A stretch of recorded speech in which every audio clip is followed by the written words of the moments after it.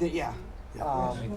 I find you have to get the bigger batteries, you know, Yeah, the heavier. especially for like drills and stuff like that. Folders everywhere. 6 o'clock, Tuesday evening, September 6, 2022. The Milton Planning Board is now in session. The agenda, roll call to order tonight. I have out two people, Anthony Gagnon and Ryan Tebow. I'm gonna have Bob sit in for Anthony and have Larry to sit in for Ryan. Next on the agenda is public comment. This is the time of the meeting. If you have something you'd like to say other than what's on the agenda tonight from the public, feel free. Not hearing any, I'm gonna close public. Where, you got one? Yes, sir.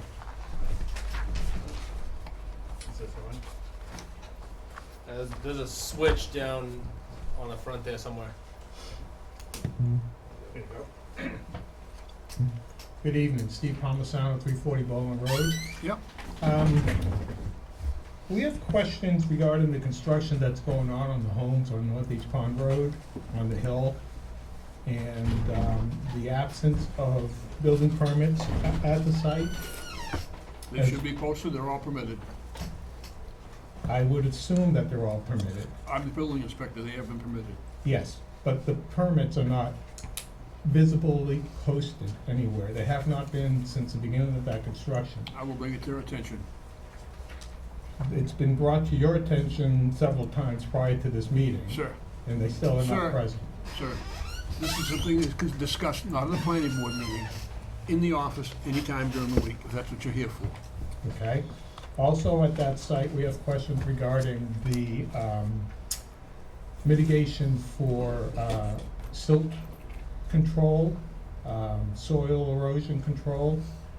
There are no barriers, and have never been any barriers set up for those construction sites and on that road.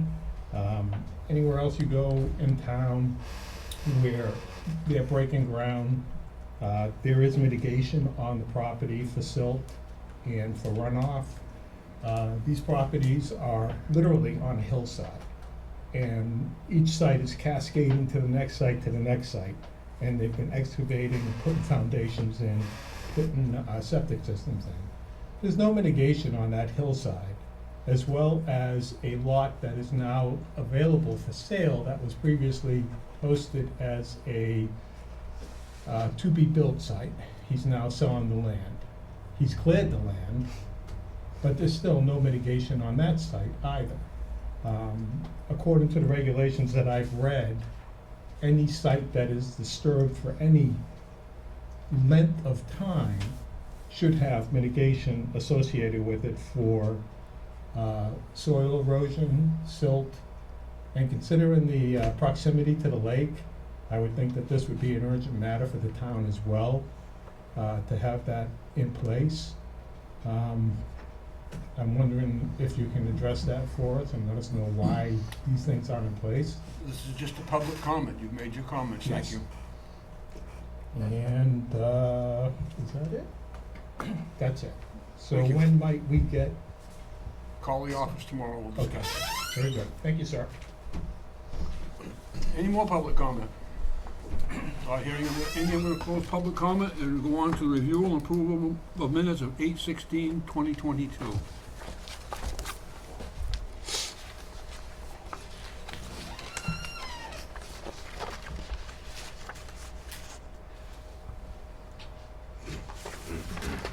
I'll make a motion to approve. Second. Discussion? Not hearing any, all those in favor? Aye. Opposed? Minutes approved. Mr. Chairman, Sir? I believe I was at that meeting. I think I was Jonathan Meek. Was I sitting in for someone?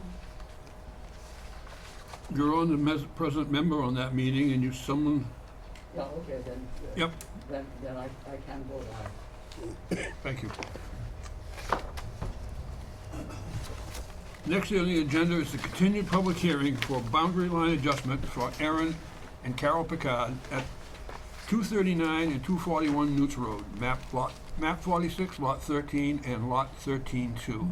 Applicants are proposing to reduce the area of Lot 13 by .62 acre, thereby increasing the area of Lot 13-2 by the same reduced area of increasing the area of Lot 13-2 by the same amount, resulting in Lot 13 having 2.01 acres and Lot 13-2 having 20.5 acres. Okay. Mr. Pagad.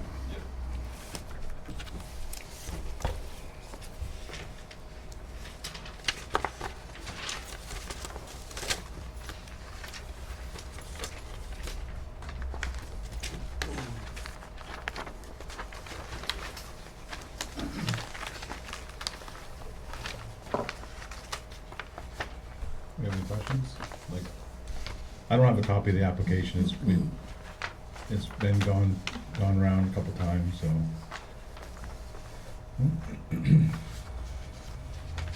Mr. Chair, can I just ask? Sure.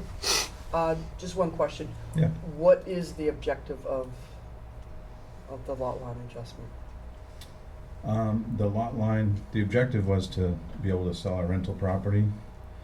So our driveway currently goes through that rental, our lot 13. Our driveway currently goes through lot 13, and we're just trying to break our driveway off so we can sell lot 13 and not lose control of our actual driveway.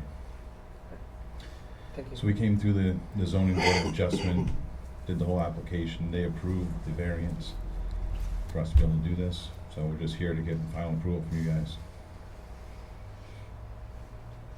Any more questions? I have the planner's comments here, and these are the comments for the boundary line adjustment for Aaron and Carol Picard at 239 and 241 News Road. The ZBA granted a road frontage variance to allow one of the lots to have less than the required 200 feet frontage. The applicant's proposing to reduce the area of lot 13 by .652 acres. Therefore, by increasing the area of lot 13-2 by the same amount, resulting in lot 13 having 2.01 acres and lot 13-2 having 20.5 acres.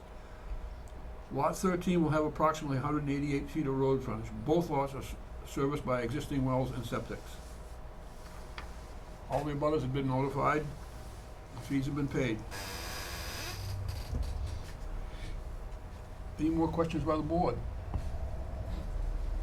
No, I was gonna ask about all the abutters now, so that answers that, yep. Nothing? You're all set? I'm gonna Yeah, open it I'm here to answer any questions. Okay, I'm gonna open it up to the public. Anybody? Yes. State your name, please. Jacqueline Quinn. Mr. Chairman, Yes. you really need to, Oh, yes, you really need to do a couple things first before you open the public hearing. one of them is impact. And one of them is to determine whether there are any regional impacts with this boundary line adjustment. Of course, your planner doesn't feel there are any, but someone on the board needs to make a motion. And then secondly, after that, you need to determine whether the application meets the submission requirements for a boundary line adjustment. And again, the planner believes that it does, but you need to make a motion to accept the application as complete. Then once you do that, then you can open the public Okay, hearing. yep. All right, so I'll make a motion that there are no regional impacts with this boundary line adjustment. Second. All those in favor? Aye. Opposed? We also gotta make a motion about the application meets the submission requirements. I'll make that motion. Second. Let's get it. All those in favor? Aye. Okay. Now, public hearing. Yep, now I'm gonna open up to the public. Sorry, go ahead. My name is Jackie Quinn. Should I stand at the podium If you'd like, or I can sit here? as long as we can hear you. Okay. I'm here along with my sister Susan Little. We are the direct abutters to the Picard's lot 13-2 on McKegney Road. I felt it was important to come here tonight. I hadn't been able to attend the previous two meetings. as you know, it's been a little bit of a, kerfluffle, as Mr. Woodruff had stated, but, I felt it was important to make a public statement on behalf of our siblings that own the property at, where we have our summer home. At the last, one other thing, at the last meeting, Mr. Woodruff, you stated that, it took a little bit of time for, I believe you said it took a little bit of time to communicate with one of the owners, of the property before you could verify the addresses. And I was hoping for you to explain that as to what you meant by it took a little bit of time to communicate, I think you put it, with one of the owners. And I assume that was me because I've been the one that has been going back and forth with the town. So the addresses have always been on record with the town. The Picards know we don't live in town. The addresses have been with the town. I know I've spoken to Sue Serino. And the reason this all took place was I happened to be at town hall that afternoon on Friday, July 29th. Totally unrelated matter. When Sue Serino, the assessor, got the returned certified letter back from, the Picards had sent it to the McKegney Road address. So just by happenstance, she said, "You won't believe what I have, and this has to be corrected, and we will send it out to the right addresses." And I said, "Well, we don't live there, we don't get mail there," and she understood that. Earlier on in the year, I had worked with Suzanne Purdy. She was aware of that. So Sue said she couldn't hand me that letter and what it was about, just basically that it was about a boundary lot adjustment application that the Picards had submitted. So I said fine, and she sent it along. But later that day, she emailed me and she had a list of all our names and addresses. And she said, "Can you just verify that that is correct?" And I looked at it, said it was correct, other than my parents are still on there. My parents are deceased. So I sent it back to her and I said, yes, they are all correct. They have been correct for a few years now because I personally contacted the town a couple of years ago to make sure that, since there were 7 of us, I wanted to make sure there had been some people that had moved and whatnot. I wanted to make sure that all the addresses were correct. So the town has had those for quite some time. And I was just wondering what Bruce meant by it took some time to communicate, because to me, I felt as if it was almost being blamed that we didn't get in touch with you and give us the proper addresses, from our perspective. It's up to the applicant to provide the right addresses. Right, so, but the applicant came to town hall, the town has the proper addresses. That isn't, I don't know what system she pulls it up on, I don't know how she, finds them, but she clearly sent me the proper addresses and they've been on record for quite some time. So I just wanted to make that clear that that was not on us, that Aaron and Carol Picard knew, and if I could just make this statement.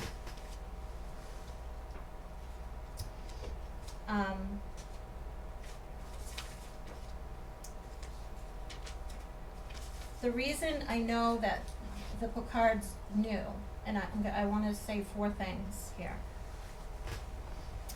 Aaron and Carol Picard have lived there for 6 years. My brother and his family, as one of the owners, have summered there every summer. So Aaron and Carol Picard have had a personal relationship with my brother for 6 years. Now, sadly, we lost my brother in the fall. So back in April and March of this year, Aaron and Carol Picard contacted another brother of ours, Jim, to inquire about purchasing our land and property. And they went back and forth with him with text messages, possibly email, I'm not sure, but they had his contact information. They knew he lived out of state. They knew my brother Stephen and his wife and children all lived out of state. 3, on May 8th, I was there with my daughter cleaning the house out. We had just donated trucks full of furniture and items from the house and barn to the Milton Historical Commission yard sale that is held every May, I was told. Sue and Gary Marie came up and helped. Ryan Tebow was there and helped move out the stuff. It all went donated to the town of Milton. It was right after that, it was a beautiful Sunday afternoon, it was right after that Aaron and Carol Picard came up on our property, and under the guise that they were worried about our land, that somebody had broken in and was stealing things. They may not have said it in those terms, but they came across like, oh, it's you, and then they knew my name. They had been given my name that morning by my sister-in-law that they contacted wanting to get in touch with me. So they knew I lived out of state as well. They also had a phone conversation with my sister Susan on July. They knew she lived out of state. She has received mail at her house in the past couple of years from the Picards addressed to my brother that they forwarded to her. So my point here is, did the Picards, were they disingenuous in saying they didn't have any idea of who they, as Carol, I think I won't say verbatim, but her words were, I can't for the life of me off the top of my head think who we've missed on this. When this is the house that they've, and this land that they want so badly, they mysteriously left us off. They knew we didn't live there.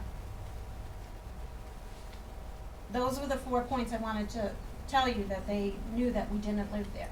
So this whole application process of them wanting this boundary lot adjustment, which I had no knowledge of up until July 29th. That is why on August 1st, I emailed the town planner and the chair and the vice chair that night to let you know that I didn't know anything about this. My family didn't know anything about this. Aaron and Carol Picard could have picked up the phone and called my sister-in-law that they've called in the past and said, can I get all your addresses? But they didn't. That is from our perspective. So it was disingenuous. I almost want to venture to say it was a little bit deceptive on their part to say they had no idea who they could have missed. And for them to sign that application knowing that they put my brother's name and the physical address of McKegney Road, that we don't live there and we don't get mail there. That was upsetting. And certain red flags go off, you know, when you're talking to people, you give them the benefit of the doubt. We're not hard people to get along with. They knew my brother. All they had to do was say, what are your addresses? But the town had those addresses.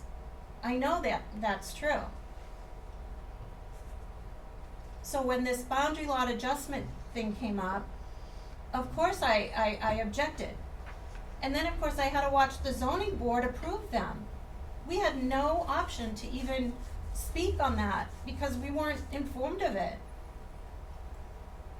They tell you that they want to, change their driveway, make it part of their lot 13-2 now.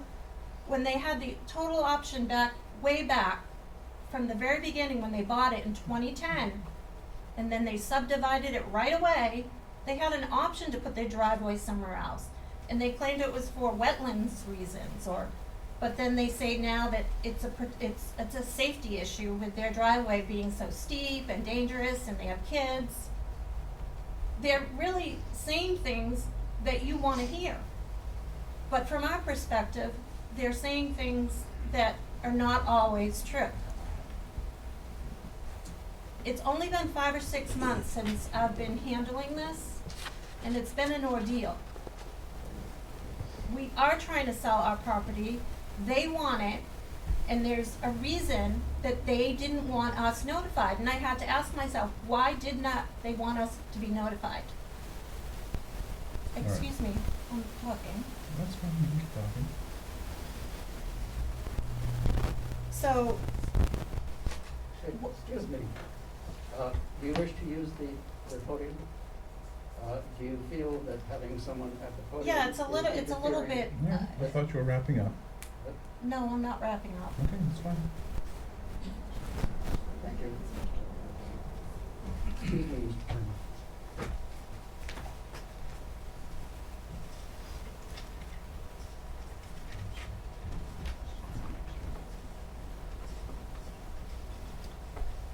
So they went before the zoning board, they got approved at the zoning board.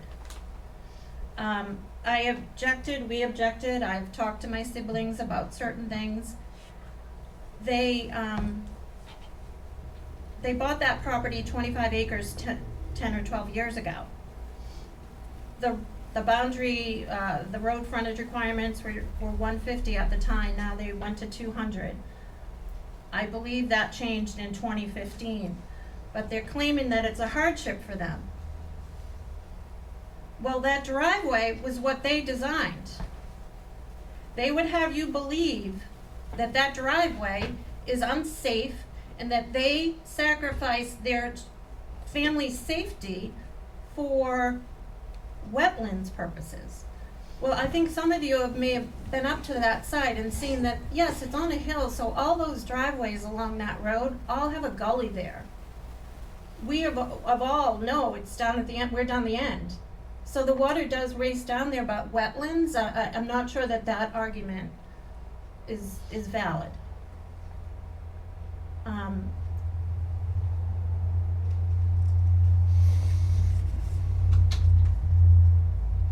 I just want to add at the end that we're here, or myself and my sister Susan are here representing my family who has owned our property since going on 100 years.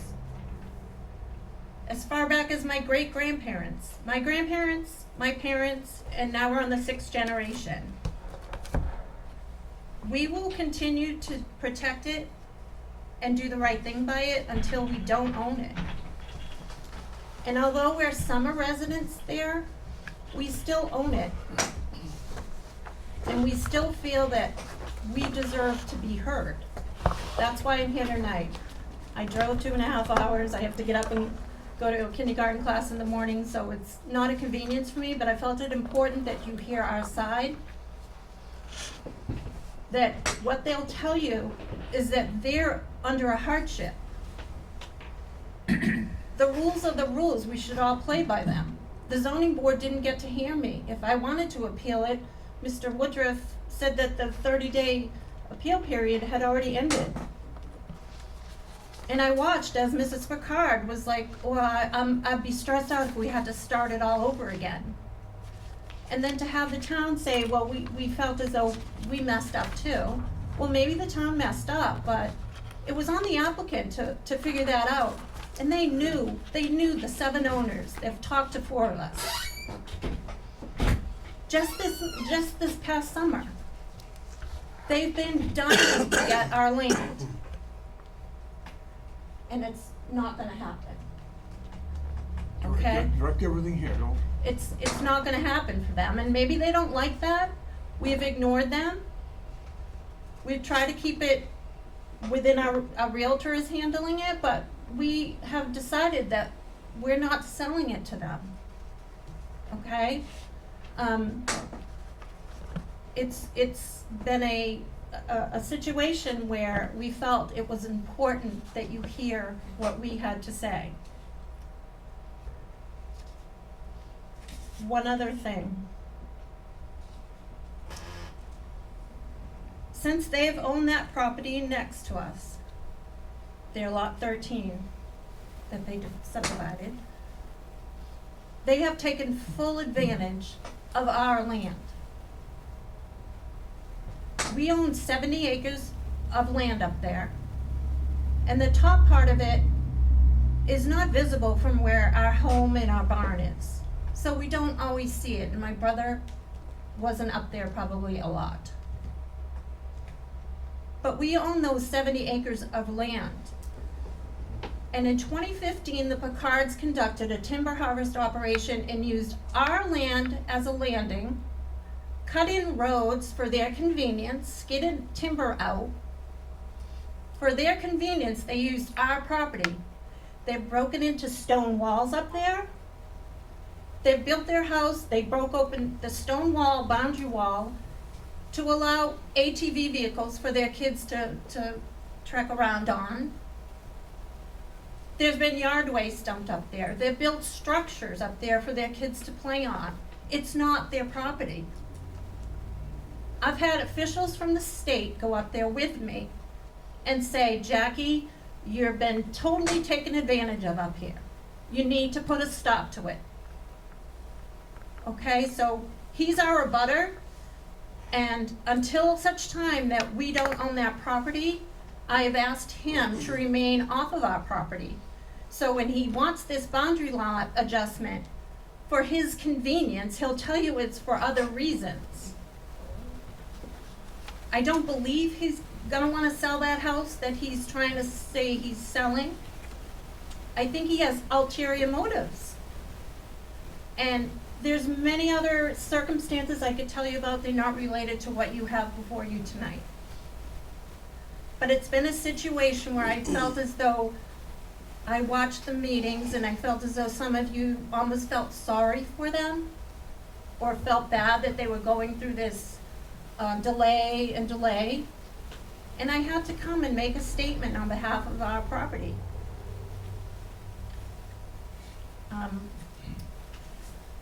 I just want to say one thing. Please don't feel sorry for them. If anyone feels sorry for us, we're the ones dealing with it. Again, my family has owned it for that long of a time, and until such time that we don't own it, we are going to protect it. We object to this boundary lot adjustment for them, only because they just want a do-over when they change their mind on something. And those rules and regulations that the zoning board had before them, they just like take it for granted that these people want to get their boundary changed, let's give it to them. And I object to that. Thank you. Thank you. Any more people in the public would like to speak? Okay. Wanna close the public hearing? I think you had one to comment. Done? So, Bruce, as far as the zoning board of adjustment went, all the proper abutters were notified for that zoning board? Yes. Yes, okay. You guys were not an abutter for the variance, that's why you guys weren't notified for that. I didn't say we were. You made it sound like you was. Yeah, as far as everything else, I had Charlie Karcher, my surveyor, come up and attest to why our driveway got put where it went. We have not moved any stone walls or boundaries. In the logging operation, I did talk with your brother Steve, and he gave me permission to use that landing. And he gave me permission, and he actually asked me to help him keep the pass mowed for him, so that's why I did that. Do you have a contract from my brother I Steve? didn't have a contract, we just talked Excuse as me. normal people. Excuse me. But that's fine. Any more questions as far as this goes? Keep it to what we're talking about with this, no more, okay? Yeah. Yeah, as far as procedures and so forth, all the abutters were notified. I came and talked to the town clerk and asked for the addresses of the abutters, and the addresses I got were who the letters got sent out to. I was not given 7 different addresses, that's why I didn't send 7 different letters, so. But that's been corrected, we've been here several times for that, that's why our application's been delayed till everyone was notified. So I'm happy to answer any other questions anyone might have. Mr. Chairman, apologize for coming in late. So looking at the map that I was given last month, you have 3 properties, Lot 13, Lot 13-1, and Lot 13-2, is that correct? That's correct. Okay. Lot 13-2 already has frontage on the road. What's the purpose of having a second frontage to that lot? Our driveway was put on the left-hand side of Lot 13, because our survey at the time said all along the edge of our road frontage was all wetlands, and my surveyor recommended that I give myself an easement and put the driveway on the left-hand side of Lot 13, that way there'd be no wetlands disturbed. So, let me back up a little bit. So the house shown on lot 13 already exists, is that correct? It does, yes. And the driveway exists, is that correct? Yes, In that location shown on the map? that's correct. But you want to go over to the north side of the wetland and go down on the extended for some reason? Yeah, we already put our driveway in there 6 years ago. So that's not shown on the map? It's not shown, it's in this grayed off area right here, that's the 60-foot piece. Is the There's a sur- driveway there, the surveyor he didn't put that in there. Is the surveyor here tonight? He is not, no.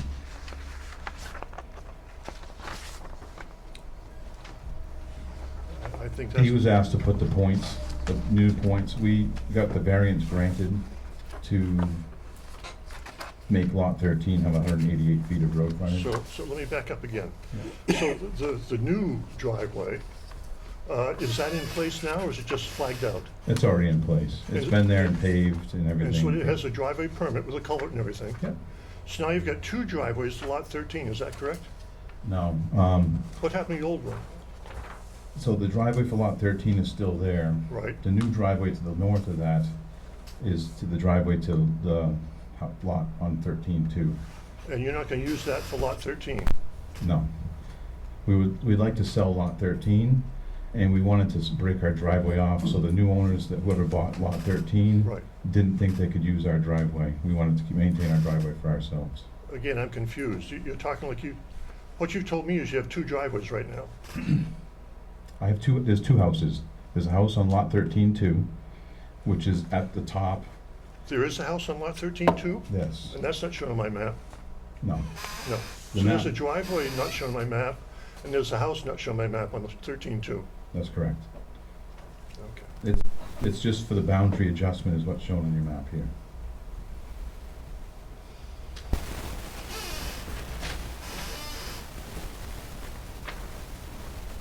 Just get a little convoluted because I think we were on the process of closing the public hearing and we got back into, I think we're gonna now call it quits. Thank you. I'm gonna close the public hearing and bring it back to the board.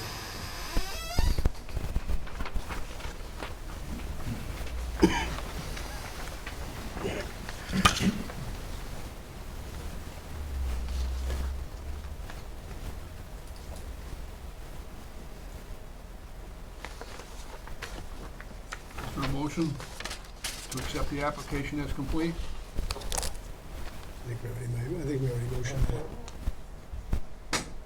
I thi- Yeah. Okay, yeah, I did it. okay, yeah. Any other motion? To accept the proposal or motion to approve the lot line adjustment? I'm sorry, I don't hear. Is the motion to open the discussion of the approval, or is the motion to approve? To approve, we've had the discussion. Are you accepting any more discussion? If I get a motion and then I go second, I'll open the discussion. Oh, yeah. Did anyone make the second? Nobody made the first. I will open it, Okay, for approval, for discussion. do I have a second? Second. Discussion. Mr. Brown. Yes, About conditions, about conditions of there should be, approval, they should be part of the motion to that I'm, approve. Please read the planner comments. Please. Okay, yes. I'm waiting for it. was about to say that I would like the Make- planner's, comments and conditions to Yep. be part of the discussion and final motion. That's why I. That's why you did, okay, go ahead. the Discussion. And, for that, I would like to say that in this meeting, we have finally the statement of the applicant that his objective in the boundary line adjustment was to sell a rental property. Statement of the applicant.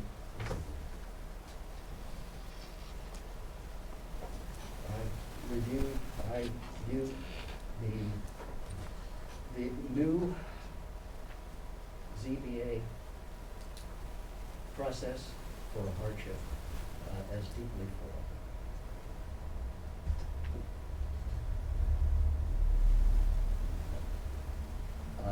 would, Mr. Chairman, like the planner to read his comments as part of the discussion on the motion. Okay, what I'd like to do though first, Mr. Brown, is talk about this process. If you wish me to go into detail about the various things that went wrong, which may have been partly on the applicant, partly on staff or lack of staff, partly on the town planner, I don't care. What really matters to this board is that you continued the public hearing until we got it right. And we notified all these people on this list. And in fact, many of them already knew, but legally we had to do the right thing. Dot the i's and cross the t's. We did it, and so here we are in the public hearing. Secondly, all the talk about the zoning board and what it did, and I think that Ms. Little was confusing you with the zoning board at one point. It's over. Whether they were right or wrong, the variance to reduce the frontage requirement on the lot was approved, and the statutory 30-day appeal period went by. Period. We don't need to talk about it because it's not in the planning board's purview. What is in your purview for a boundary line adjustment are only two things. A very short list of things that need to be shown on the plat that are in the subdivision regulations, and whether or not that plat with what's being proposed meets the zoning regulations. And what I've told you is, yes, on the subdivision regulations, and because they received the variance, yes, on the zoning regulations. The statute is clear. That's the only thing that a planning board looks at with regard to a boundary line adjustment between property owners. In this case, the property owners is the same person. I'm not done yet. That's the only thing that the planning board looks at with boundary line adjustments, right in the statute. However, there are issues that can be taken care of with a plat. Hence, I have like 7 conditions of approval that if you choose to approve the boundary line adjustment, I feel absolutely must be part of the approval as precedent conditions, and I think there's one subsequent condition. And I will read them to you. I do recommend approval of the plat, but with these conditions. 1, add the surveyor's stamp and signature to the plat, which you don't see on the plat in front of you, prior to the chair signing the plat. Because it's no good until the chair signs, even after you approve conditionally. 2, the owner's signature shall be added to the plat prior to the chair signing. 3, boundary monuments shall be set, I believe there's 2 of them, and certified by the surveyor prior to the chair signing the plat. 4, any outbuildings, and I can't tell for sure, on map 46 lot 13 that could be, may be located in the 25-foot side setback to the relocated lot line shall be moved or removed and certified so by the applicant prior to the chair signing the plat. 5, submit the deeds for the adjusted lots with the plat for recording directly after the recording of the plat. And the reason for that is that the plat gets recorded, it gets a plan number, and then the plan number gets put on the deeds, and then they can be recorded. That's the reason for number 5. Number 6, the final plat be submitted to the land use office in appropriate electronic format, once all these things have happened, in a PDF file format. And 7, the surveyor shall correct the abutters list, the abutters addresses, in the list that's on the plat. And you can see it many of those abutter addresses are wrong. So if the surveyor puts them on the plat, he either gets rid of it or he corrects them before the chair signs the plat. As you could probably guess, this also led to much of the confusion that's happened with this. And I'm gonna stress, that's all been rectified.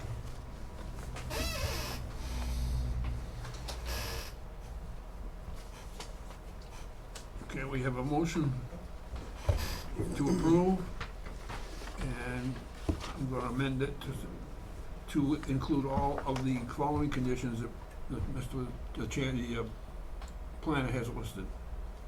7? Okay, all those in favor? Aye. Aye. Opposed? Aye. Two opposed. Two, Mary and me. Jonathan. Thank you. Mr. Chairman. Mr. Brown? A point of information, and my point is that any application for a variance under the present ZBA procedures is part of a deeply flawed process. Post simplex, almost any protestation of hardship is accepted, and that is a failure of the system. The accidents that happen on any given application are not the fault of any person. Okay, maybe a whole board though. Yeah. Thank you. Okay, we're gonna move on to discussion of possible revisions to zoning ordinances, Article 6, open space development, and possible changes to the definition of building heights. All right, so at the last meeting, I told you that I would provide a list of recommended changes to Article 6, open space developments in the Milton zoning ordinance. And I thought about that for a while, and instead of providing you with a list, I provided you with recommended revisions right in the language of the ordinance article itself. I know you've got that copy of those changes. The added language sections are in red, and the language that's being proposed for omission is in strikeout. And I'm willing to go through this step by step with the board if that's what it so wishes. Mr. Chair, Yes. can I just make one comment to Mr. Woodruff? Sure. I just want to say you did an exceptional job on this. So I want to thank you for all the effort you put into this. I know it probably wasn't easy, but you didn't rewrite the entire thing. But I think you addressed a lot of the concerns. So just want to thank you for your efforts. That doesn't mean I'm not going to have comments and I understand. suggestions. I also did tell the board that I would provide you with an alternative, complete change in Article 6. And first I'll give you my excuse. My excuse is that I'm working a lot harder than my contract calls for. All in one swell food, all in one short time frame. I'm working very hard with the Capital Improvements Program Committee that meets again tomorrow on lots of stuff. And it's really been tough the last couple of weeks. So I didn't get to do that, but I still think this is going to be a much longer process than just tonight, or the next meeting, or maybe even the meeting after that. I'm aware that the Conservation Commission is interested in making their comments. Again, I was supposed to send this to the chair of the Conservation Commission, and I didn't do that yet. So that's just so you all know. She called me. We really do have more time. So I will provide you with an alternative that just gets rid of Article 6 altogether and melds in some of them, I believe, simpler open space development ordinances tailored towards Milton that you find around the state. So I'm in the process of doing that. But if you want to go through this one tonight, I can start by telling you that the first change is right on the first page at the top. And what it said before was that the planning board had the authority under RSA 674:16 through 20, which is part of the innovative land use controls section in the statutes. This authority allows the planning board to grant conditional use permits, special use permits, and waivers from specific requirements of this article. As you know, that's a little different from anything else that happens with regard to the zoning ordinance. The zoning ordinance, if somebody wants relief from the zoning ordinance, they usually have to go first to the zoning board of adjustment and ask for a variance to provide that relief before they can move forward. But this particular article, because it's based on 674:21, that article, that section in the statute gives the planning board specific authority to not have to send an applicant to the zoning board. They can consider granting conditional use permits, special use permits, and waivers from provisions that are in the zoning ordinance. That usually doesn't happen. So the change that I've made here, I think is very fundamental. I've added 3 words. So it says, this authority grants the planning board, allows the planning board to grant conditional use, special use permits, and waivers from specific requirements of this article. 3 words are, unless otherwise indicated. In other words, some of the issues that we've had in the past with the actual prosecution of this article for an open space development, what the planning board did was correct. However, is it too much power? And so, the first thing you do is, you say in specific sections where you don't want the planning board to have that power, you say so. And you'll see later on that I've done that. That's the first one. Anybody have any questions on that one? No, and you just answered my question in that last statement, because I specifically had questions regarding, some other towns actually limit the authority of waivers, but to your point, later down, you will do that within specific I believe that's what parts. I've done. Okay. Moving on to the second change, and still on the first page under objectives, where it lays out the objectives of the open space article, and what it's going to do, what the objectives are. Let's make it clear. There is confusion throughout this article about whether or not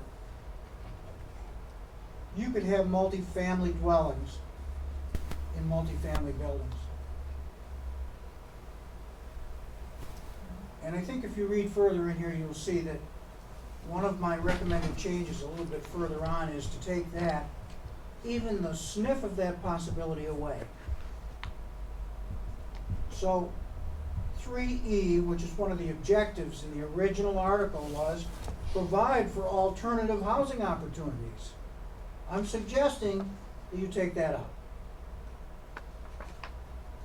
And I'm thinking that that's a good thing to discuss. Moving on to the next, really. So can I just? Yeah. Do you want to open discussion on each section, or do you want to go through the whole thing and then go back? I just wanted to have questions if you didn't understand what I was saying.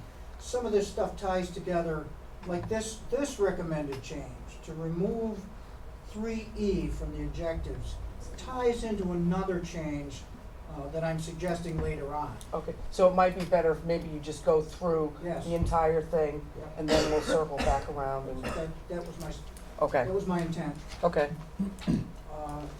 So don't forget about that one. The next change is at the bottom of 2. Do you have a copy of this? No. You do, it's I'm Under 5, applicability, 5A. Today it says that in the furtherance of the goals of the Milton Master Plan, any subdivision for residential use that is proposed on a parent parcel within the agricultural and residential zoning districts of 20 or more acres may be considered for the OSD option. Well, guess what, folks? We don't have an agricultural and residential zoning district. Nowhere in the zoning ordinance does it even reference anything remotely like that. So my simple suggested change is to cross out agricultural and replace that with low density, and that will make things jive with the rest of the zoning ordinance. Any questions on that one? Did this come from the can? What's that? Did that part come from the can? It did. Yes. I mean, and you know that this was passed by the voters in, I think, 2005, but I might be 6 or something like that. Whoever wrote this did take it from a template or a model somewhere. The next one, again, I guess initially under 5 applicability, on page 3, is your authorization to issue a conditional use permit. It doesn't have a small b in front of it. It just kind of is stuck in there. And so change number 1 with regard to this is that I was looking for a place for it to go that would make some sense. And you'll see at the bottom of page 3, I've taken that out there in the middle of applicability, A, B, C, and D, and given it its own section number, 6, and then I've changed quite a bit of the language. But I'll get to that in a second. Anybody have any questions of my moving it and making it be in the mainstream of the numbering system of the article? The next change is still under 5 applicability on page 3 in the middle. Under review process, this is another statement that is confusing and is in direct conflict with another section in this ordinance section, which means that, you know, the people that have got to try and interpret this scratch their heads sometimes. So what it did say was, a subdivision application under this section shall comply with the application and review process specified in the town on Milton's subdivision regulations.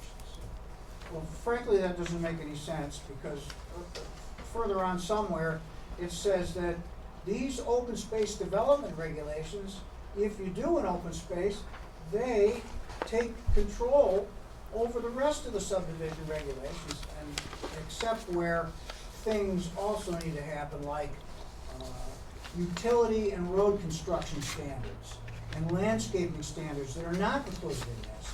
That's really what I think they meant. So here's what I have said.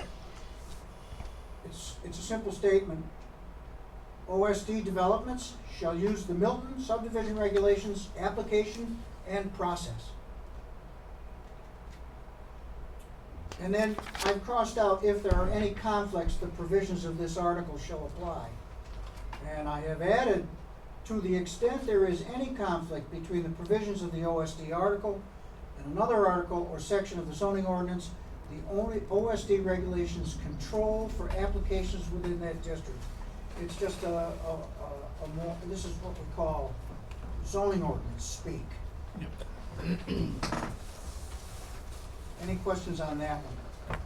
And again, this particular issue ties into some of the things later on as well. Now, at the bottom of page 3, where we have moved authorization to issue a conditional use permit, given it a new section number 6, most of the language is new. Some of it isn't. What it said before was that notwithstanding other provisions of Milton zoning ordinance, authority is hereby granted to the planning board, as allowed under 674-21 Roman 2, to issue a conditional use permit to modify the requirements of this section as follows. And then there are 4 criteria. 1, such modification shall be consistent with the purposes and objectives of this section. That one remains. All lots comply with the New Hampshire Department of Environmental Services for subsurface wastewater management. That one remains. But now we get into, I'm suggesting striking number 3, fall within the standards contained within. I don't even know what that means. I don't even know what standards they're talking about. And number 4, shall not be detrimental to the public, and that one stays, shall not be detrimental to the public health, safety, and welfare. But I'm suggesting that we swap out number 3 with this. In a defined residential neighborhood, the proposed use shall complement the character of the existing neighborhood uses, which is a lot better than falls within the standards contained herein. That's a suggestion on my part. Anybody have any questions on that?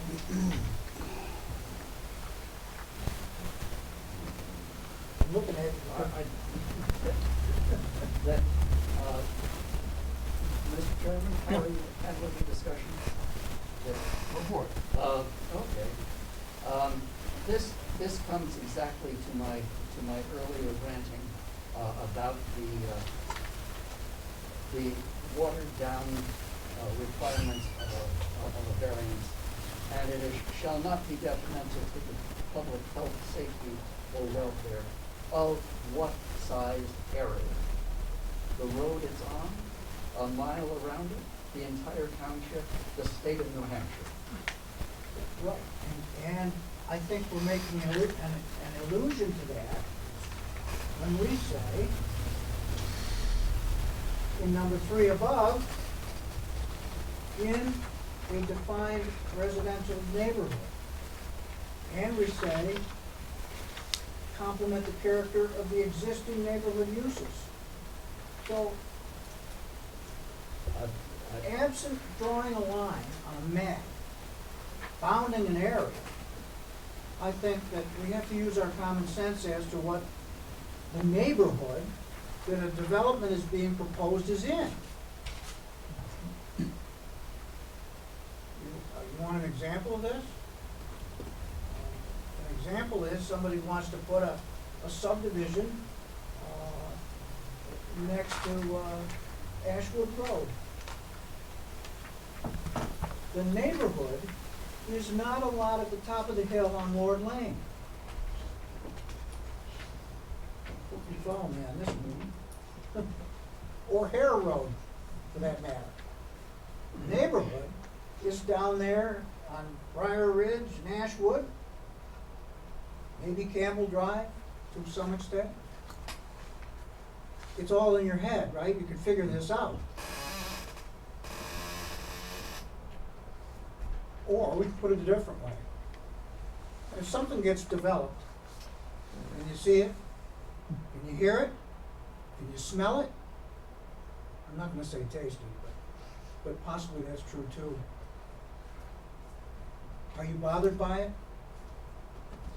It's a neighborhood. And I think that's the only answer I can give you there. I think the two go together, and frankly, it's pretty clear that the board has to determine through findings of fact that to grant this conditional use permit that an applicant's asking for, they have to meet all 4 of these. Not 3. Well, 3, that's good enough, right? We can't do that. The statute's clear on this. And that's why there's 4, and they do complement each other. But again, this is just I'm laying this out for you for the reason why I made the suggested changes, not what you're going to do. You can change anything at all that I put before you. It's just a draft and a suggestion.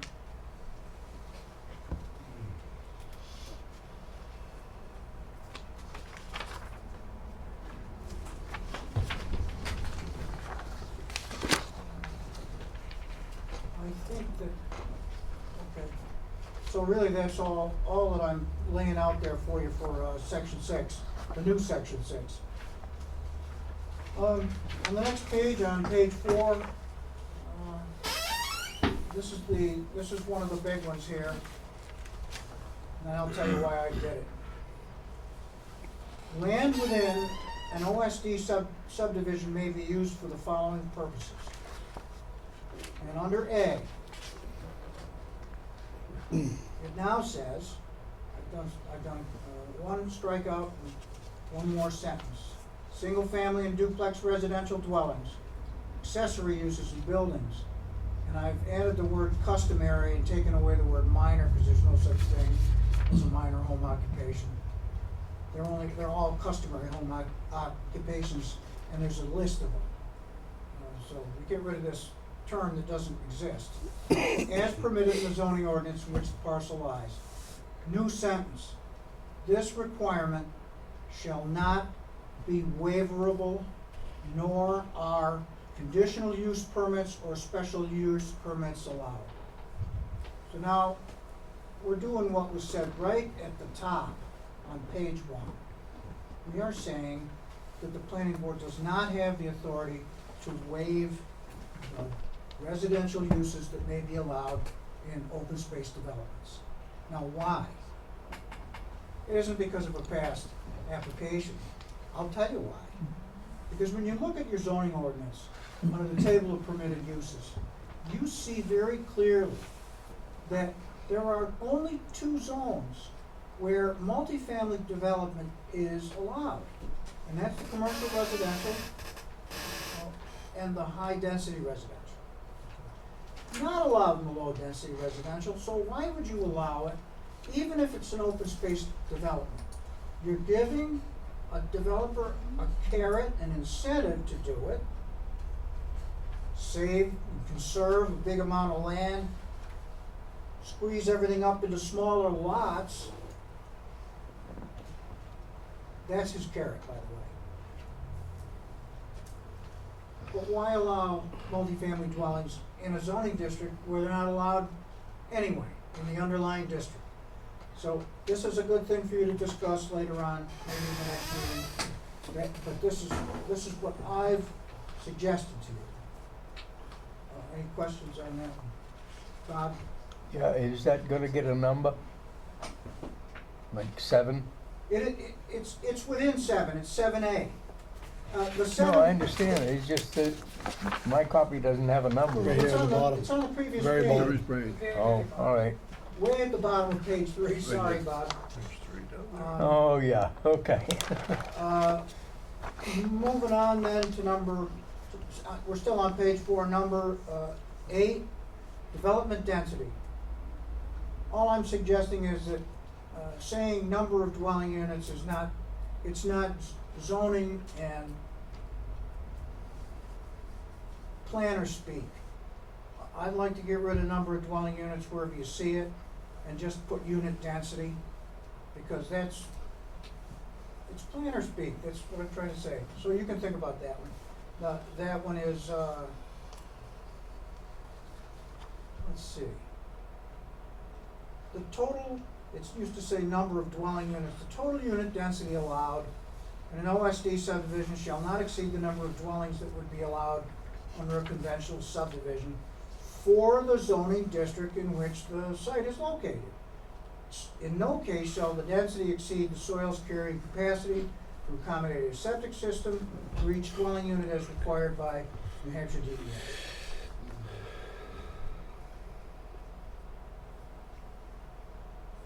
It could stay the way it is, that paragraph, but I really do suggest unit density.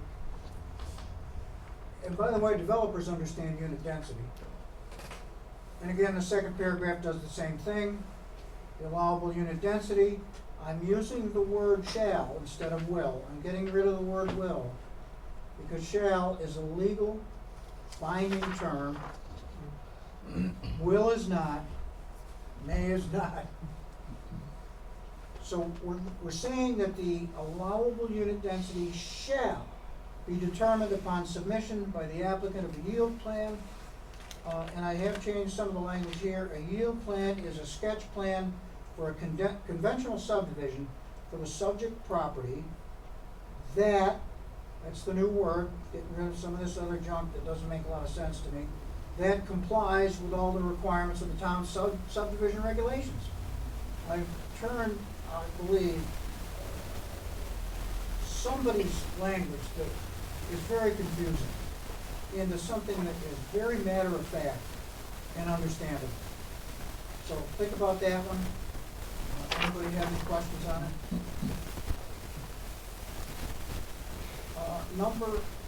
This should be number 9. I don't know why it didn't change, but mark that down. Procedural requirements should be number 9. I have taken the word section out and replaced it with the word article. This whole requirement for open space development is Article 6 of the zoning ordinance. It's not a section. These numbers are sections.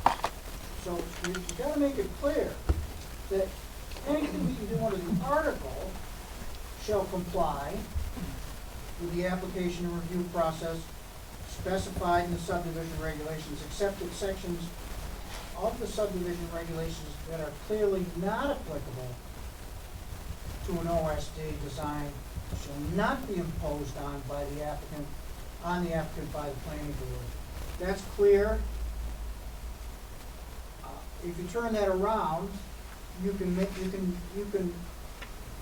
word I'm looking for?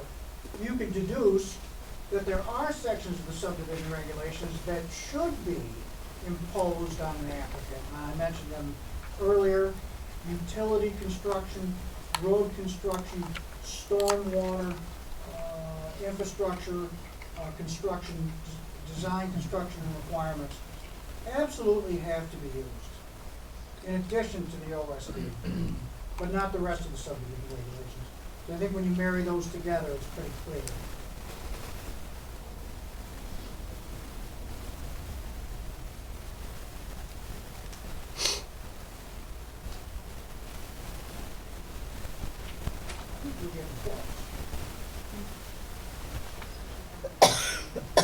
Yes, the numbers, where I stopped changing the numbers, because I added section 6, so where it says 8, it should be 9, 9, it should be 10.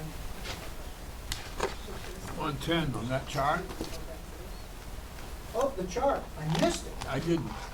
Oh, man. On the new 10, on the chart where it says residential and agricultural district, circle that, and we're gonna change that to low density residential. See? Look at that. Your chairman is on the ball. Woke up. Wow. And I didn't really see any trouble with this chart. In fact,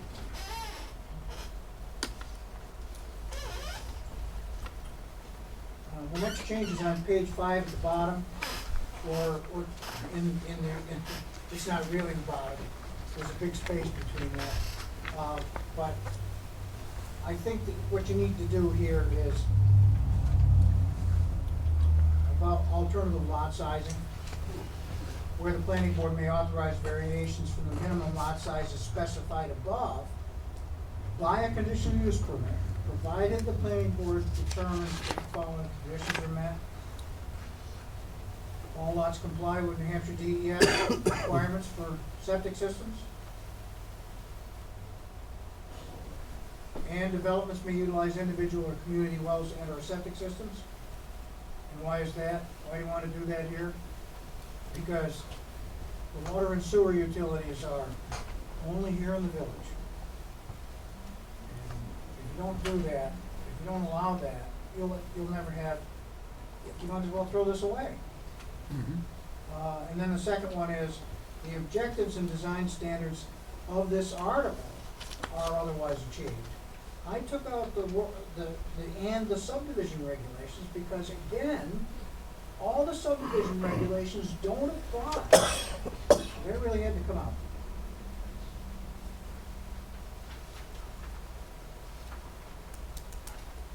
Yeah, I thought we were almost done. Page 6. Yeah. Oh, so it's not really page 6, but it's page 6 for me. I don't know if yours came out that way. Oh, sorry, you're still on page 5. I got a big space between, your page is filled. Let's go to, new 10H, Yep. set F. New 10F. And this says that the planning board may authorize variations from the above standards, except for any requirement provided by state regulation. And then I'm suggesting that we remove the following clause, or mandated elsewhere in this whole ordinance. Well, that doesn't make sense. It really doesn't. So I'm suggesting we take that out.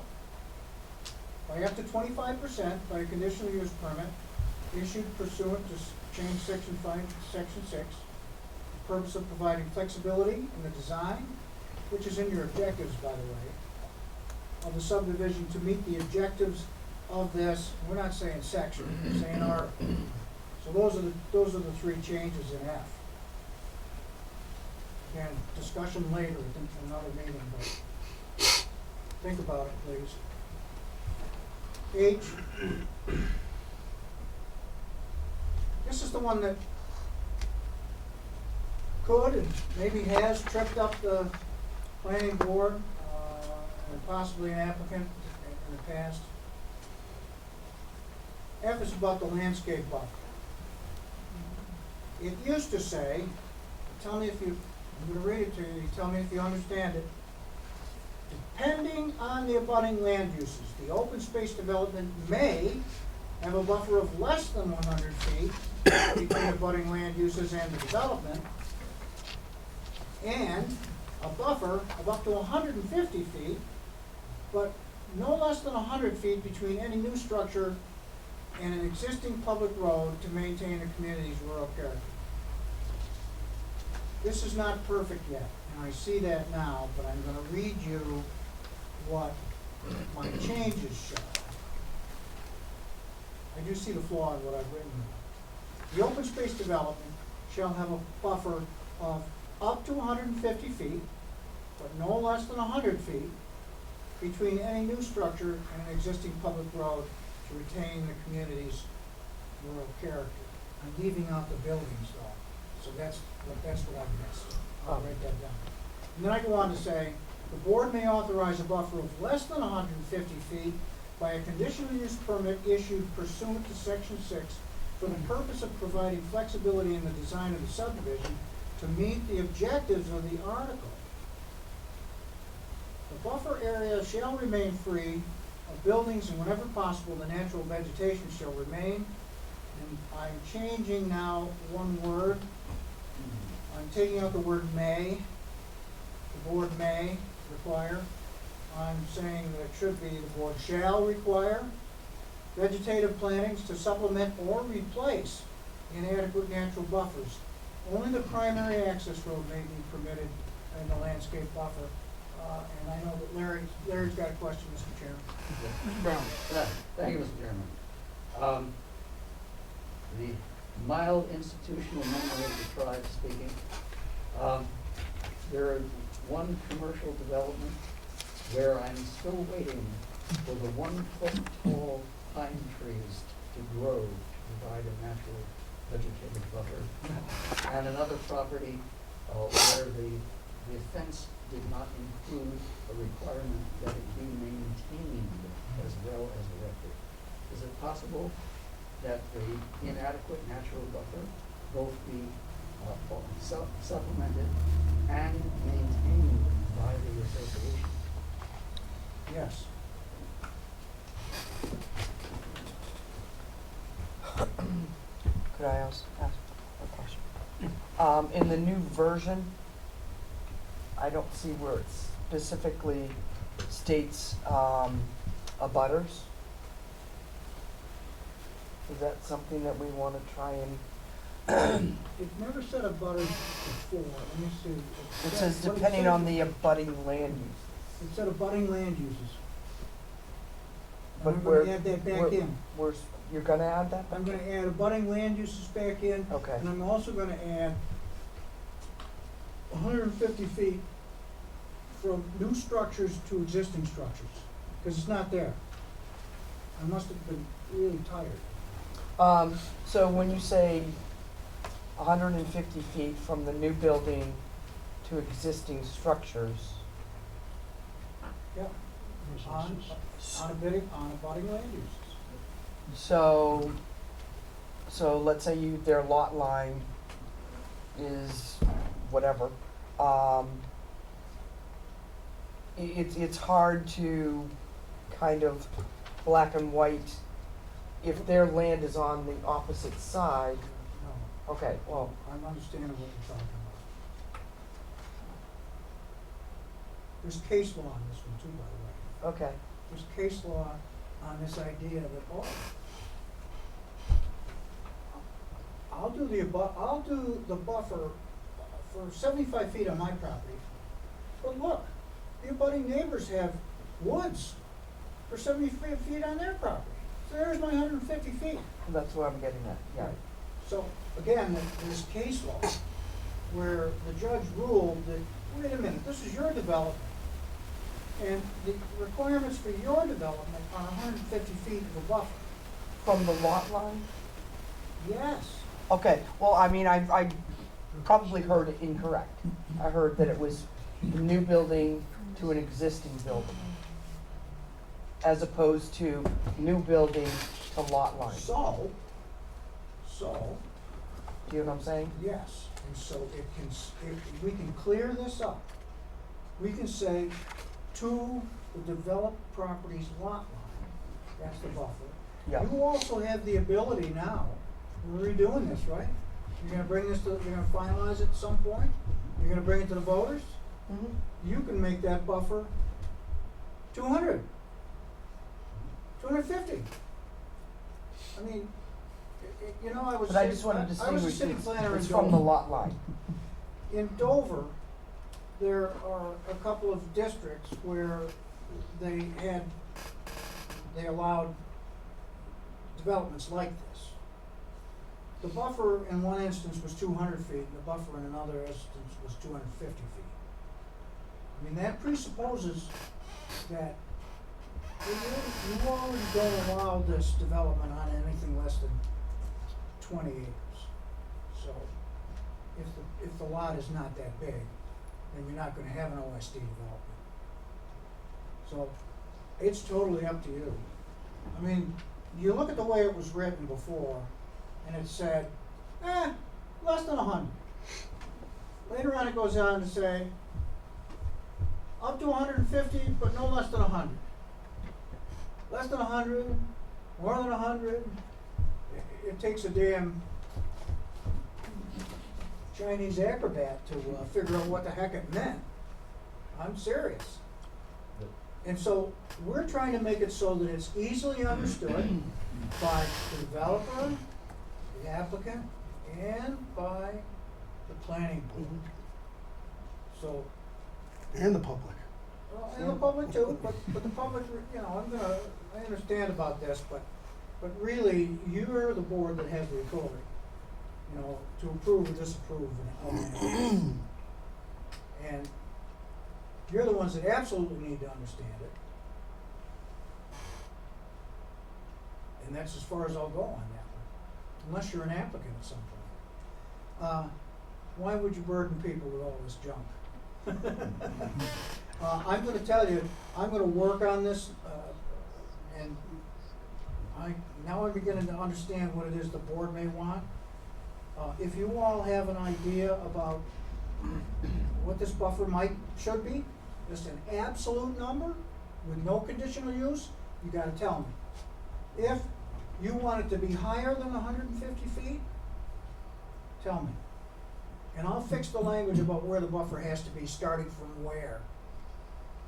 Because then then we can get rid of the language about new structures to existing structure. Because when you do that, you're right.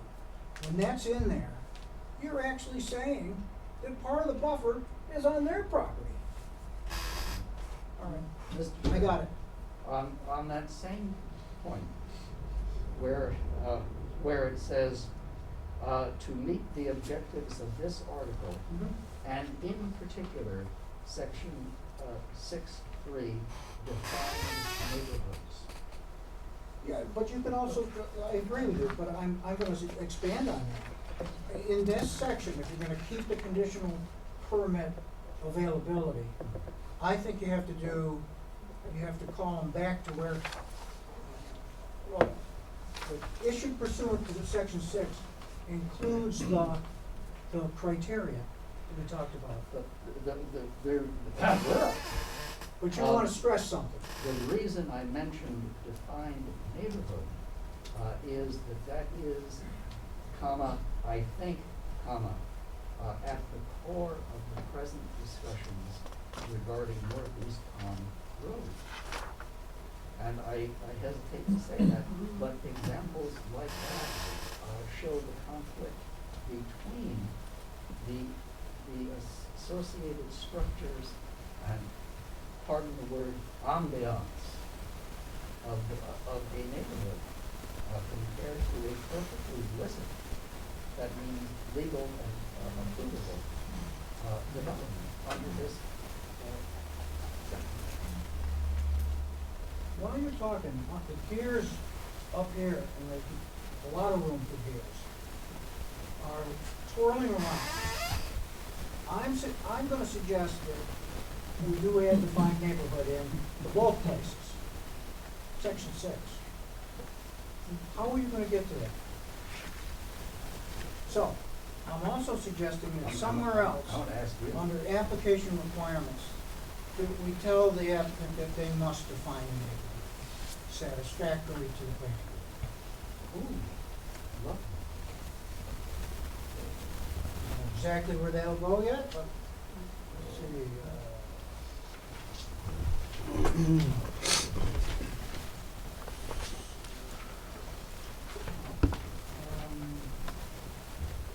I could put it under definitions, or I could put it under applicability. Section 5, where, you talk about the review process, and the legal review and stuff like that. So let me think about that.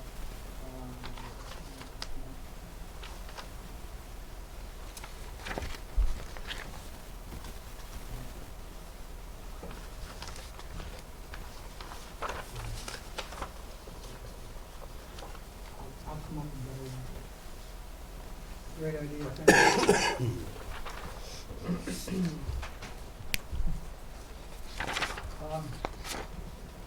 Again, the next one is I.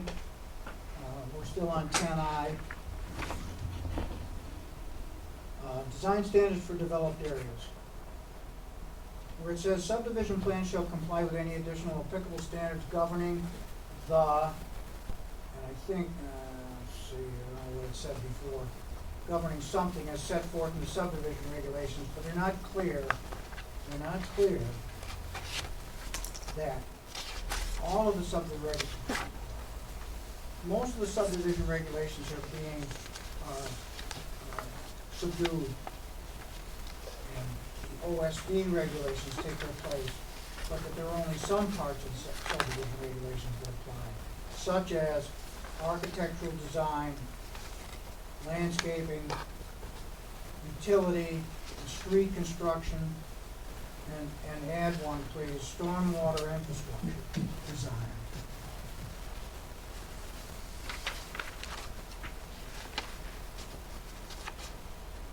All of which are in your regular subdivision.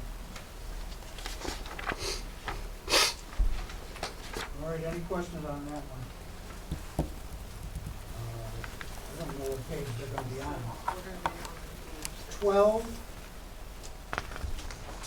12C, the new 12, says 11. Yeah, it is 7. So, all I'm doing here is clarifying such time that a developer hands off an already created homeowners association to the actual homeowners. It's all this says, I'm adding a parenthesized clause where it says the developer is responsible for the maintenance of the open space and other facilities to be held in common until such time as the homeowners association can assume such responsibility in their own life. But generally, that happens once home ownership reaches 51%, which is true. Any questions on that one? Is that the last one? So, Mr. Chair. again, this was a lot of work doing this. The questions in your mind should be, the overarching question should be, did we hit it all? Did we fix the things that were not right with this article before? Right? That's the overarching question that I'm asking you to think about for the next meeting. 2, I will give you new language or changed language for the areas that we spoke about. And 3, I will send this to the Conservation Commission chairman, and they can talk about, their meeting tomorrow anyway, so they'll get it tonight. And I think that you want this on the next agenda. Yes, could I just make some general comments or maybe suggestions to add to our rewrite? And that is maybe under purposes or objectives, is to somehow add to it advancing the goals of our master plan. Also, one of the objectives is to reduce negative impacts to our natural water resources. I don't know if that's, again, these are my suggestions throwing out these. Karen, you don't think under purpose, the first bullet under purpose hits your first point?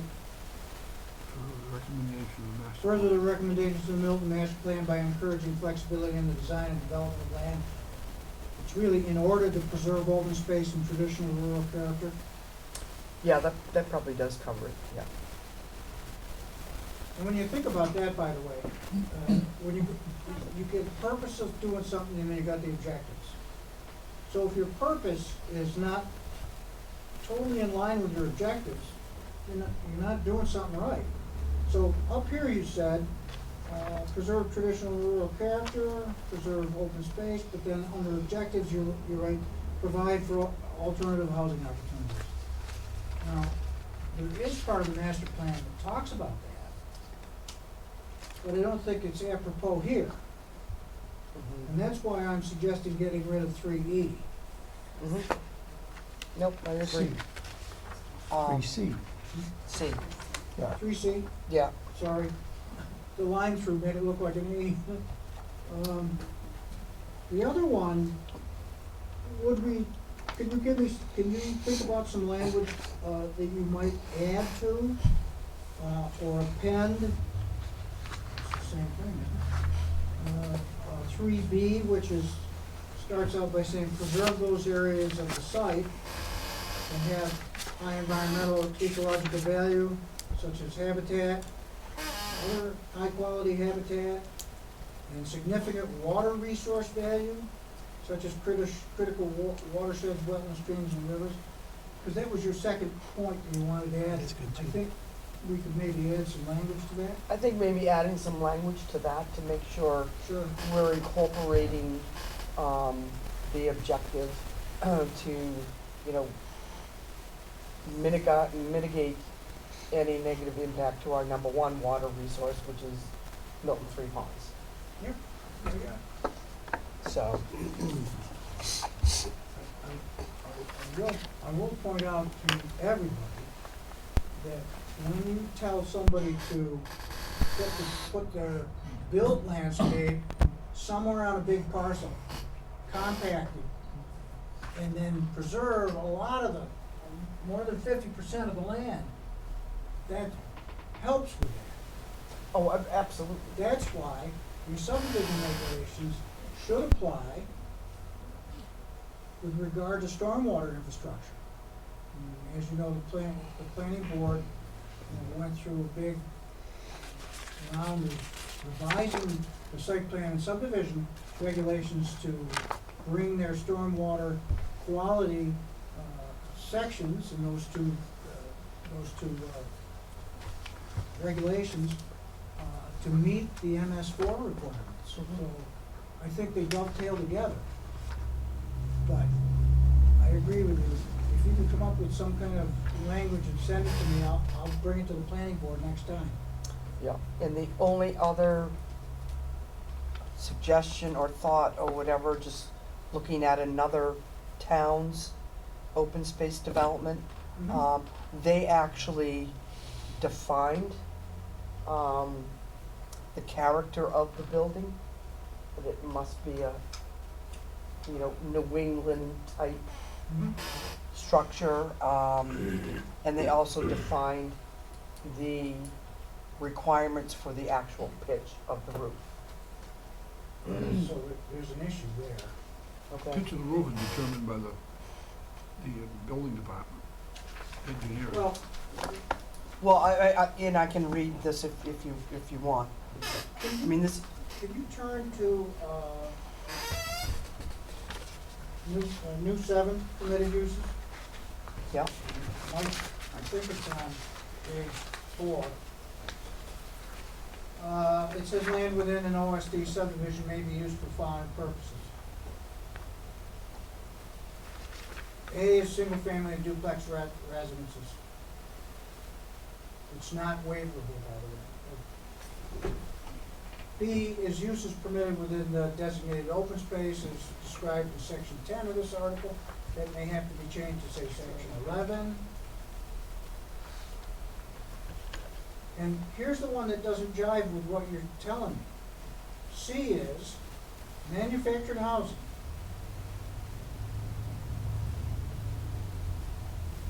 So you'd have to get rid of that one if you're gonna tell people how to build stick-built houses.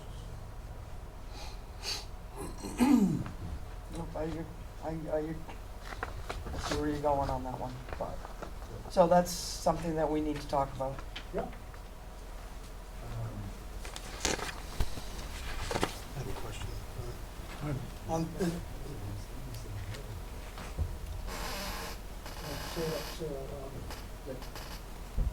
Mr. Steary. go ahead, you can go first. That's You can fine. go first. That, I'm sorry, a side comment to Bruce, which is that right now, manufactured housing is endlessly variable. And so it's not a box of saltines on 4 wheels. Correct. So 2 comments on one of them. I don't think the planning board reserves the right to say how you pitch a roof and things like that. I don't think that's within. If you want to design something that meets building code and requirements, then I think you've done your part there. That being said, are we also adding these last 2 definitions to the new one about height requirements and RVs? I haven't No, gotten the there yet. RV Okay, I didn't know if you sound like you were kind of wrapping it up. I want to Only make for sure. this one. Okay, I was hoping that the next one would be. okay. She thought they were all combined together, as much as my fault as hers. That's just something I wanted to bring up. Because it becomes a lot of residential use. We have a lot to discuss. Like I said, this is not something that's cut and dried this meeting, so this is good. Quick overview tonight. Yeah. I didn't understand that. Neither did I.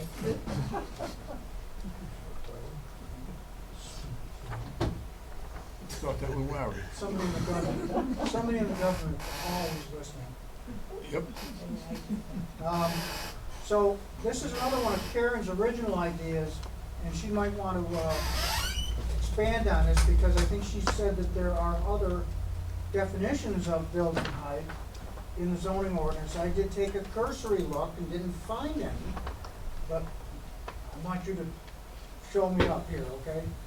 Here is what when you go to the definition section in Article 2 of the zoning ordinance, a lot of stuff to find. You look for building height or height of building, and it's not there. It's just not there. So, what do? I'm suggesting that we add to Article 2 definition of height of buildings. And I did come up with some language that's used across the state. And it says that no building shall be constructed in the town of Milton with an overall height exceeding 35 feet above ground level, measured as the average of the vertical distances between the ridge of the building and the highest ground level point, and the ridge of the building and the lowest ground level point. This provision does not apply to church steeples, chimneys, cupolas, silos, antennas, statues of me, or to unoccupied structures. Paul. So, just to make sure I get the language right, because I know in previous hearings, we've heard, well, this building's 42 feet and this one's 28 feet, so we're gonna take the average of all. But they Something needs to be in there to say it's the building, all buildings must meet this requirement match. Each specific building. Specific building.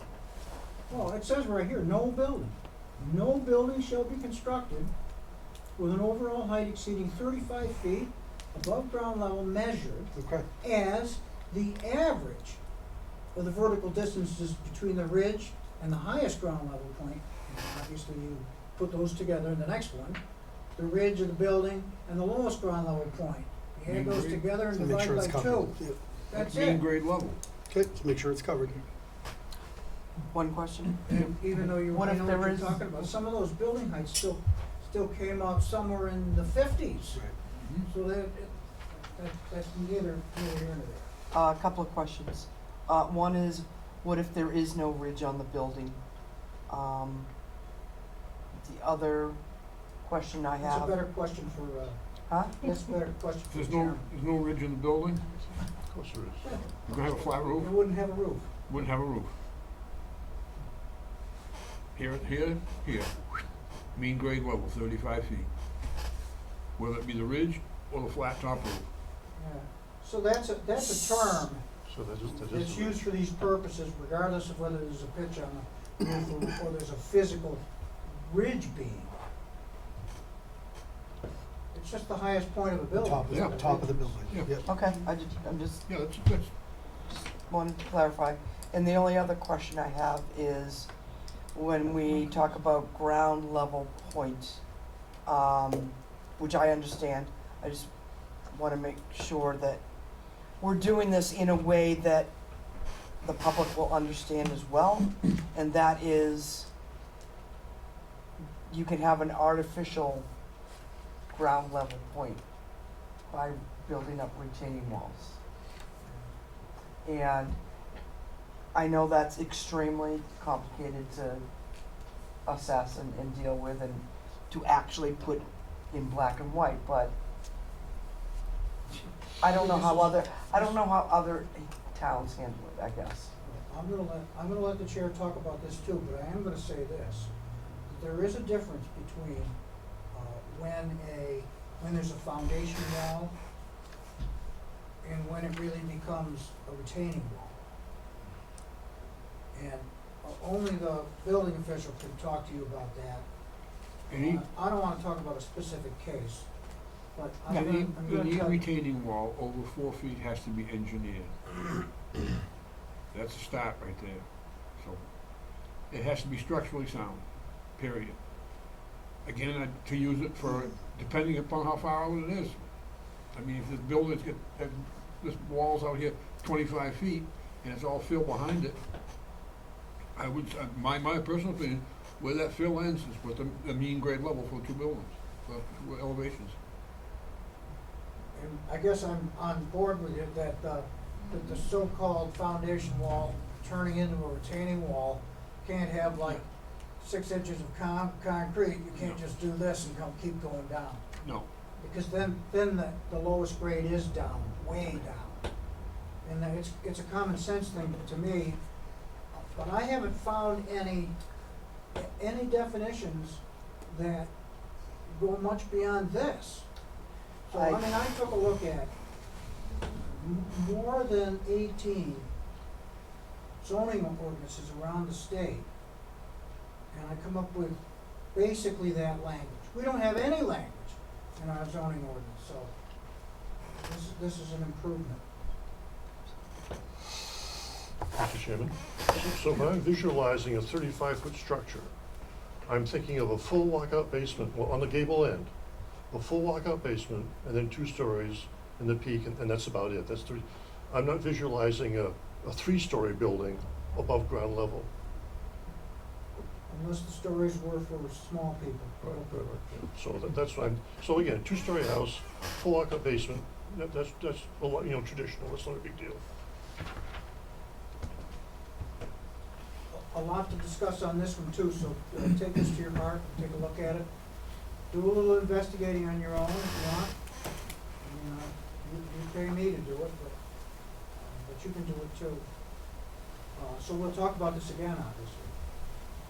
The second change that I believe that your planning board chairman and I really feel, and he's probably going to talk about this a little bit, is that our zoning ordinance makes no mention at all of recreational vehicles. I don't know, that's not me. Bring home the candies. Okay, so what we're proposing to do is add an RV section to Article 3, Section 3.5. It talks about living in an RV, would be motorhome, travel trailers, truck campers, fifth wheels, on a piece of property. And when can they do it? How long can you do it? And that might be a piece of property with a home on it too. With a relief out. So let me read it to you. Not more than one recreational vehicle, such as motorhomes, travel trailers, truck campers, or fifth wheels, shall be occupied by more than 7 days, for more than 7 days, within any 90-day period on a lot, unless approval shall be obtained from the Milton Planning Board using subdivision regulations and setback requirements. All recreational vehicles occupied for more than 7 days within any 90-day period on a lot shall require a state-approved operational septic system. Planning board may impose specific time limits for such approvals. Again, this is something that is a work in progress and can be tweaked. I'm asking you to think about it. I know that the chair has a few things he'd like to say about it. It's popping up everywhere. Mm-hmm. But, It's my turn. yes, sir. Chair's prerogative. No, it's getting very common, and half of them aren't hooked up to septic systems. The only alternative is they got a guy coming in and pumping them out, and a lot of them are using just as a bedroom and going into their parents' home or something else, and it's not safe and it's not clean. And we've had nothing in our regulations, and it's been going on for a while. So it's just a work in progress. Think about it. The time periods are another thing that may be changed. Again, I stole this time period part from another community the same size as Milton. But I could do some more research to see if there's other time periods that would better serve people. Larry? Yes, I think it should be including, but not limited to, the list of vehicles with provided. And secondly, any approval of the planning board is not superior to the findings of the public health officer or the code enforcement officer. I'll have to look into this one. In other words, I'm not sure. the planning board gives you permission to be there, and the code enforcement, and, no, I can stay here, the planning board has told me it's okay. Yeah, there might be a better way to say that, Mr. Brown. The way you said it makes it sound as if, the municipal staff can just say, oh no, that planning board decision they made it's no good. You can't do that. There's statutory stuff about the decisions that the planning board makes, and who can appeal it and when. And really, in no case is it municipal staff. However, you could get at the same thing you'd like to get by saying that the, something to the effect that the temporary CO that's given by the code officer has to meet the standards for life safety in residential dwellings or something. So you can put that on there. Yeah. Subject you to all could. municipal ordinance. Yes, that's right. So something along the line that, approval shall be obtained from the Milton Planning Board using subdivision regulations, setback and environmental requirements, or health and safety requirements. Most of these campus travel trails don't meet any building code, period. Just flat out, no. Code requirements. If they're becoming a permanent structure, yeah. That's what I worry about. Why you allowed it for 6 months, why not a year? Life safety code requirements. Thank you. Okay. It's a lot to talk about. Yeah, to discuss. What else I get on the agenda That's tonight? it, other business. Other business.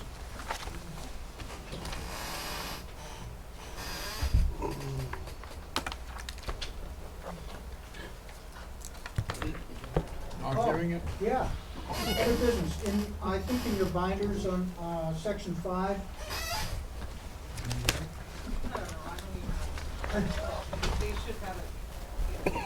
I just wanna, I've given you a copy of the, 2023 zoning amendment calendar for SB2 towns over the March town meeting. And, what's really important here, regarding dates is, starts in January of 2023. We have to be done with any potential zoning amendments like the ones we just talked about. I believe in December sometime, because January 6th is the last day to post and publish notice for the first public hearing on zoning amendments, if you are anticipating a second public hearing. 10 days later is the last day to hold the first public hearing, if a second hearing is anticipated. January 18th, 2 days later, is the last day to post and publish notice for zoning amendments for that second or last public hearing. It can be held no later than January 30th. I know this sounds complicated, but what we've done in the past is we have noticed both hearings in the same time, in the same public notice in the newspaper. We're gonna hold a hearing on this day, we meet this, we're gonna hold a second hearing on this day, if required. That's what you gotta put. And then when you're done with the first hearing, you hear people say, oh, I don't like this language, you ought to change it this way, and you hear a big swelling of people that say, you guys are not writing this right. So you hold a second public hearing, which gives you time to change what's written, to listen to what the people say. That's what the second hearing is all about. So that's our window. I'll begin between January 6th and January 30th. And, so we gotta be done in December, that's it, so keep your eyes on that one. What am I looking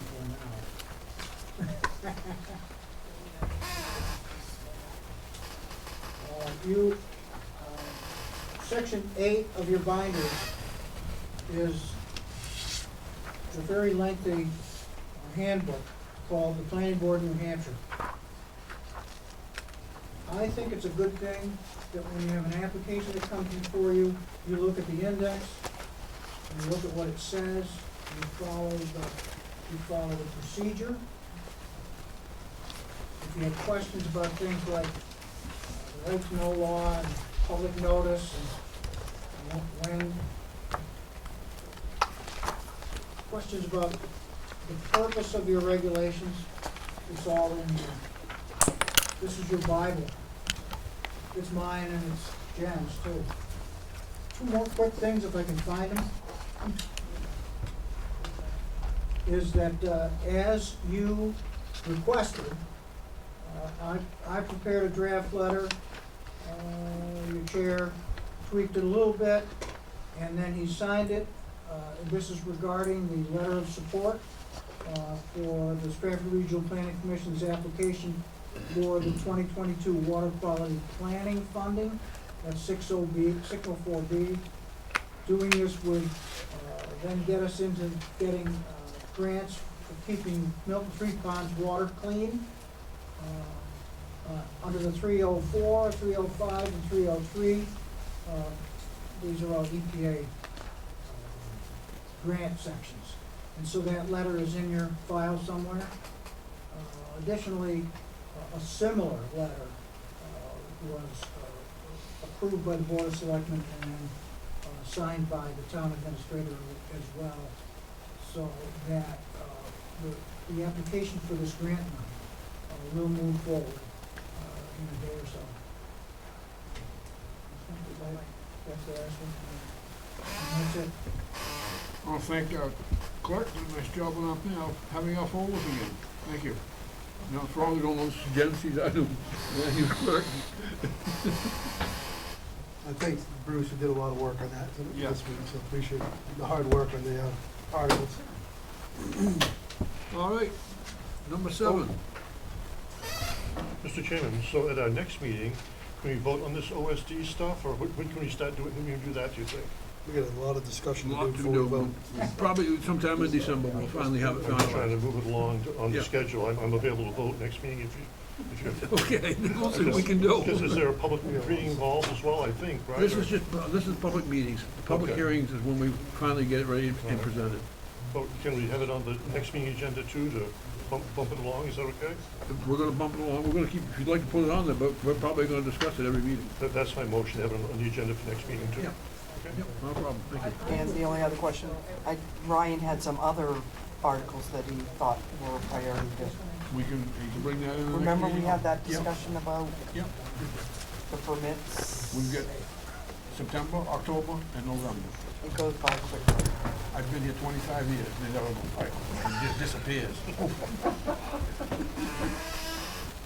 Yes, Is it possible to get a copy of the changes that are proposed, just to have an understanding about what was there? Just because we've been, not at this time. When it's, we get it further along, we'll have it posted for the public. Yeah, the answer to that is, we'd have to keep doing it, because we're gonna be changing this Right. a no, lot. I understand that, but just starting from this is the first go around, and just because we've been so, It'll be the recording, if you wanna listen to the recording and pass it on, but this is gonna change so much that it'd be almost impossible to keep printing and printing and printing.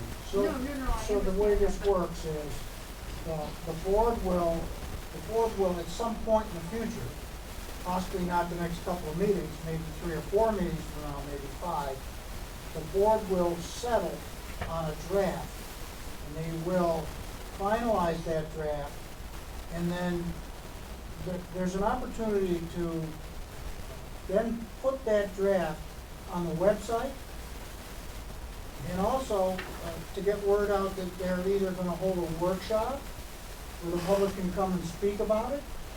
But prior to doing your 2 required public hearings, we've done that in the past. So if there's a lot of interest in this, I mean, that's what I would recommend. Yeah. But I wouldn't recommend sending out what I call, Nothing's finalized then. Yeah, Pre-drafts. Yeah. yeah, work in progress. yeah, changing all the time. And so is this article on the website with the original, what we're working off of? Right, no, I understand that, but I've seen what you're working off of, but just what the changes that you were referring to that we don't have in writing, if there's something that popped into our head that we wanted to make sure was there rather than be redundant. Write it down and submit it to the next meeting. And there's plenty of time for this. Yeah. And there'll be plenty of notice. Yep. Yeah. Can I ask, what is the timeline here? When would you have? I can't hear you, sir. What is the timeline? When do the public hearings generally start to happen on? January? In January? Yeah. Probably once we feel like we have it all lined out. Okay. A lot more discussion. If I may ask, is there gonna be a moratorium on open space development applications until Not that I know of, no. is constructed? No, the moratorium, it's not even the right word. Okay. When the board holds the 2 public hearings, take it back. Let me get this right. When the board hosts the first public hearing, that article change has to be posted publicly. Post office, here on the board, on the website. At that time, state law says the old one is not to be used. That if an application comes in, they must use the posted one. It's not a moratorium. And of course, as the planner, I would always tell potential applicant, you've taken a big chance. Because if the voters don't approve the posted one at town meeting, then they're moving through the process and they have to start over. Go back to the old one. But in a way, you're right, it's just not the right term, it's not a moratorium. It's that when the planning board posts for a public hearing a change to the zoning ordinance, that change is now the only one that's to be used. Always at the risk, at the developer's own risk. So would it? Or they wait until after town meeting. So That's would it. a developer, if a developer were coming to town next week with an application for an open space development, would he be advised to hold off, or would he be under the regulations as they exist today going forward regardless? Well, as the town planner, I would certainly not keep them in the dark of what the planning board is doing. I could not stop them if they wanted to hurry up and get something in. But I would tell them that it's iffy. I can't tell them they can't, but I would tell them what's going on. I mean, that's happened to me in Baltimore before, so. Okay, it's time.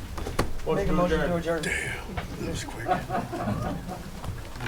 All those in favor? Aye. Not that it's not an official part of the meeting, but I think Jen wants to tell the board members something about your binders. Go for it, girl. Read it. I would just like them back, so every meeting I can update them for you guys. Okay. So should we just leave them? Leave them right Yeah. here. Leave them right there. Okay. Yes, she's gonna take out the stuff that's done from this meeting, get rid of it, and put the new